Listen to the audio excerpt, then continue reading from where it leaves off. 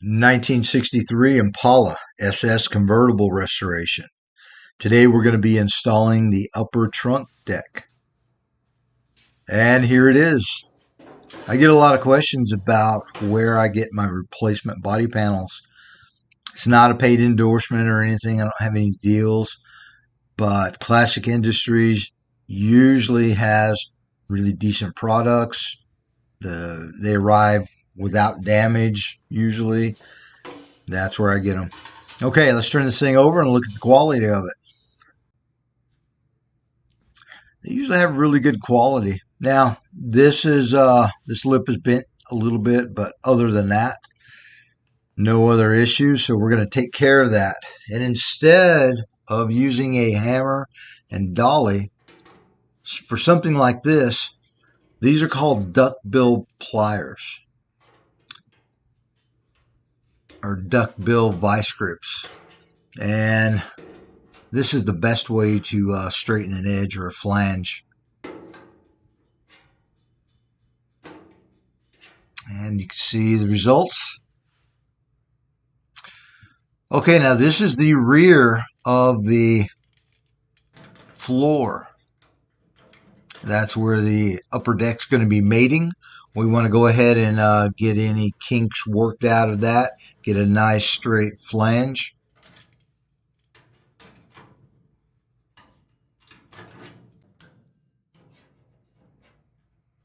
And now we're punching holes. These are going to be plug weld holes to mate the upper deck to the trunk or to the rear floor section.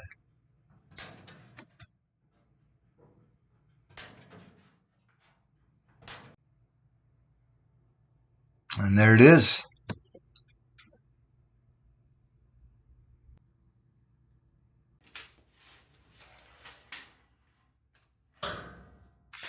And you see me use these a lot. These are just so super handy.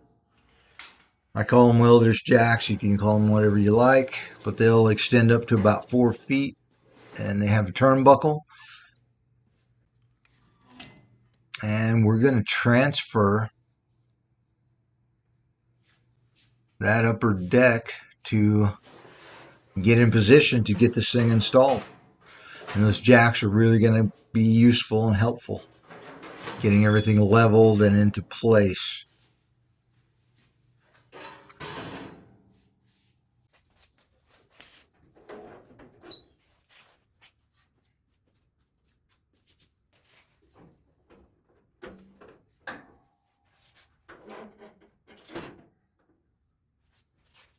And then it's just going to be a matter of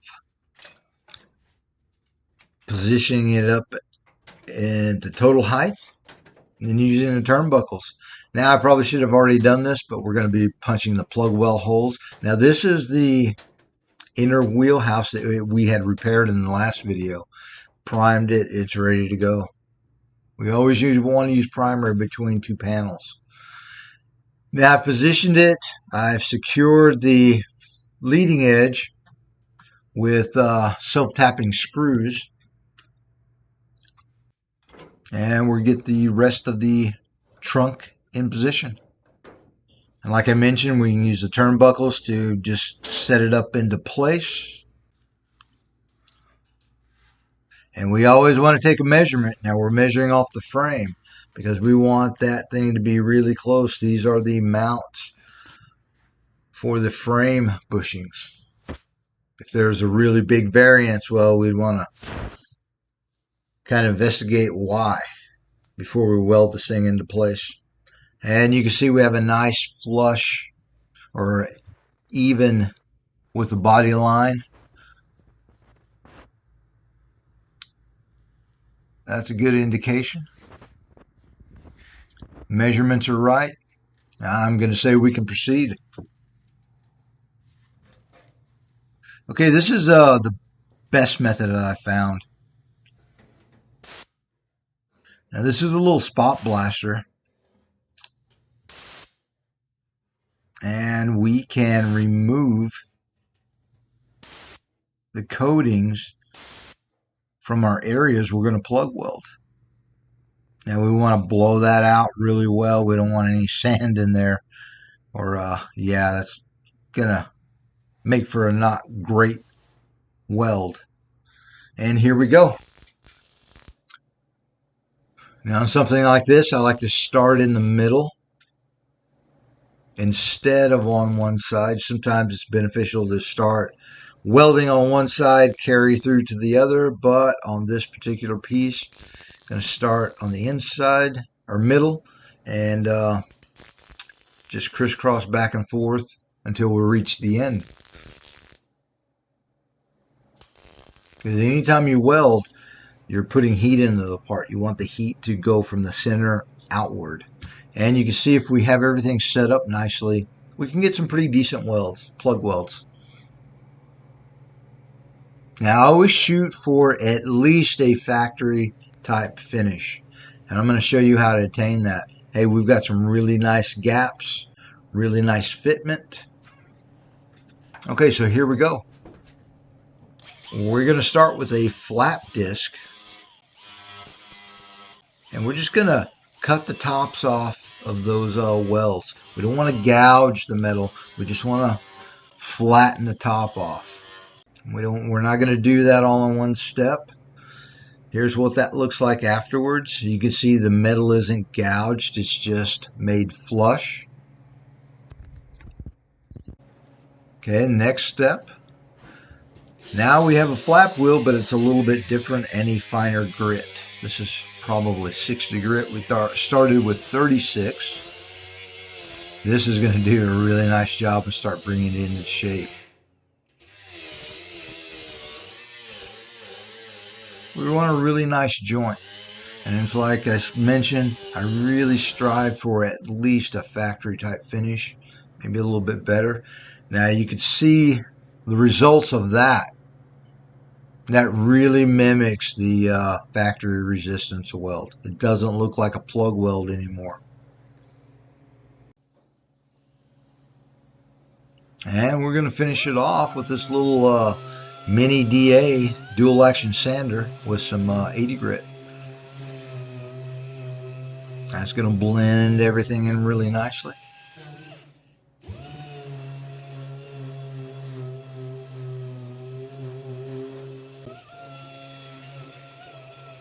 And sometimes I get the comment like, well, that's not even going to be seen.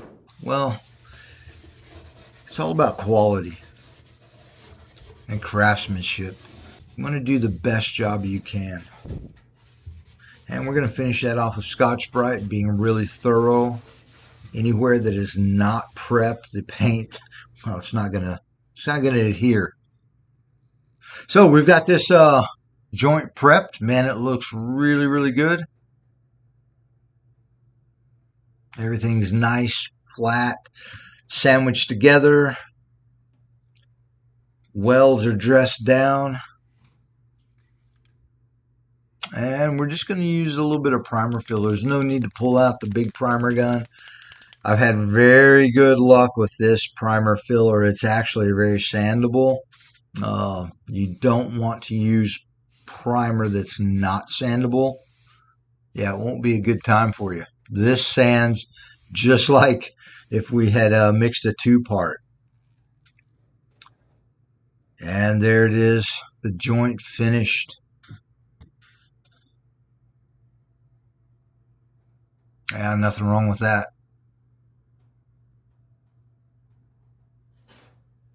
We've hit the mark on what we were trying to attain. Okay, if you remember this piece, we had removed it. This is the, I guess you'd call it divider for the convertible. Now the coupes do not have this piece. They have a different type. But we're going to get this thing straightened out, all the flanges straightened out, prepped, and then we're going to get it reinstalled. But before we do, it's going to be really hard to caulk in these areas. So we're going to go ahead and get the caulking done underneath of the divider installation. Now we could just get out the caulking tube and run a bunch of caulk in there and be haphazard.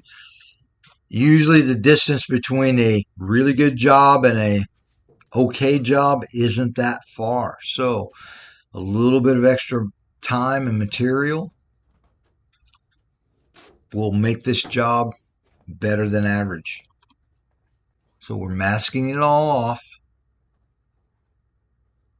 And there's other benefits too. A lot of people say, well, this is wasting time. It's costing more. Well, let me explain. Material costs are out of sight. Whatever I paid $5 for last year, I'm probably paying $7.50 for this year. Now you times that times all the materials for this car, and now being very efficient with the materials hugely comes into play. So instead of wasting a bunch of this seam sealer, now this seam sealer I use for the inside of the car. There's another that I use for the underside. The seam sealer that I use for the underside, the undercarriage, is probably about $40 to $50 a tube. And yeah, you don't want to waste that. With this, we can use the minimum amount of seam sealer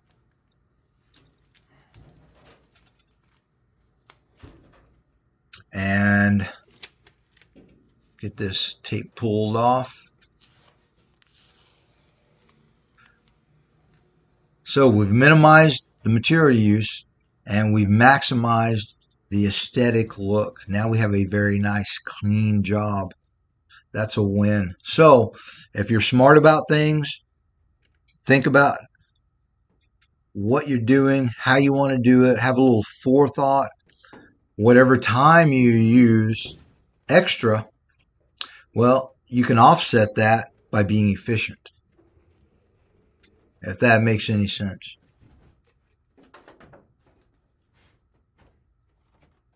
And we're just squeegeeing that down into the seam there. I want to get that really nice and flat.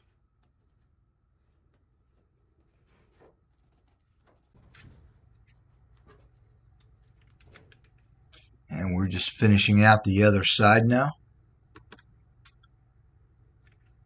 All the joints on this car will be seam sealed.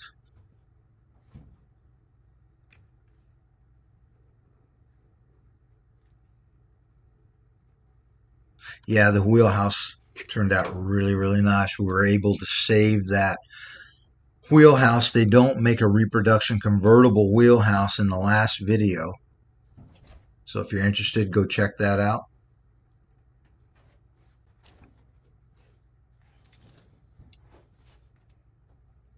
Let's get this tape off of here and see what kind of job we've done.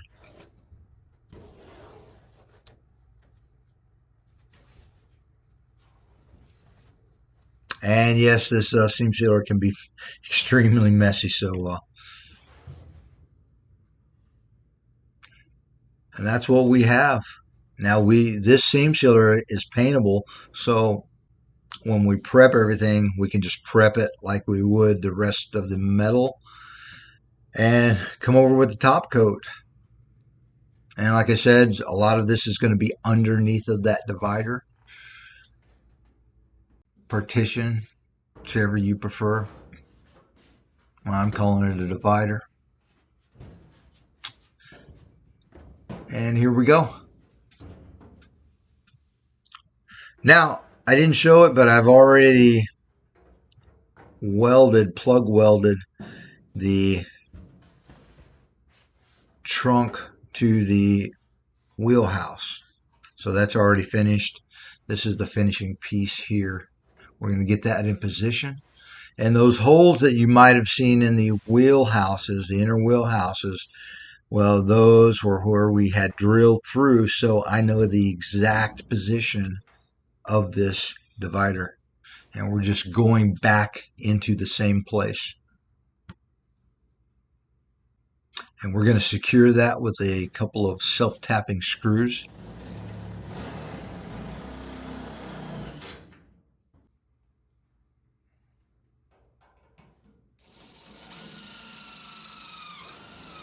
And if we're efficient with our welds, we won't overheat the area and damage the primer underneath. Now there's primers on both sides of these panels that we sandwiched together. We don't want to leave bare steel. Here's a shot of the back side. We've got it really sandwiched down, conforming to the upper trunk deck. And now we're just going to get it all welded into place. There are the rough plug welds. You can see it's sandwiched nicely together, or mated together nicely. There it is, finished.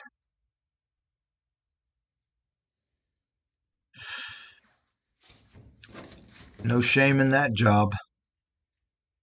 Get ready for, I think, part 11.